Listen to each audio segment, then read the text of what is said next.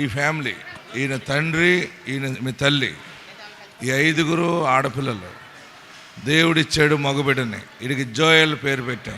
గట్టిగా అందరూ చప్పట్లు కొట్టి ప్రభుని స్తుతించాడు. 5 తర్వాత వీరు దేవదాసు చిన్నక్క. వీరు గుల్ల సముద్రం ప్రకాశం జిల్లా నుండి ఇక్కడ ఒంగోలు తైలాభిషేకానికి వచ్చారు. వారికి వివాహం జరిగి 14 సంవత్సరాలు అయింది. 14 సంవత్సరాల తర్వాత వారికి 5 ఆడపిల్లలు పుట్టారు. ఒకరికి 13 సంవత్సరాలు, 12, 9, 7 అలా 5 ఆడపిల్లలు పుట్టారు. తర్వాత వారు చాలామంది ఇక్కడ తైలాభిషేకానికి వస్తున్నారు.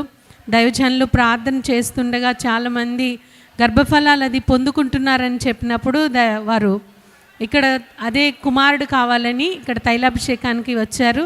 7 నెలలు కంటిన్యూస్గా వారు రావడం జరిగింది. వచ్చిన తర్వాత మళ్ళీ తను 2 నెలలు రాలేక ఆగిపోయిన తర్వాత తను కన్సీవ్ అయింది.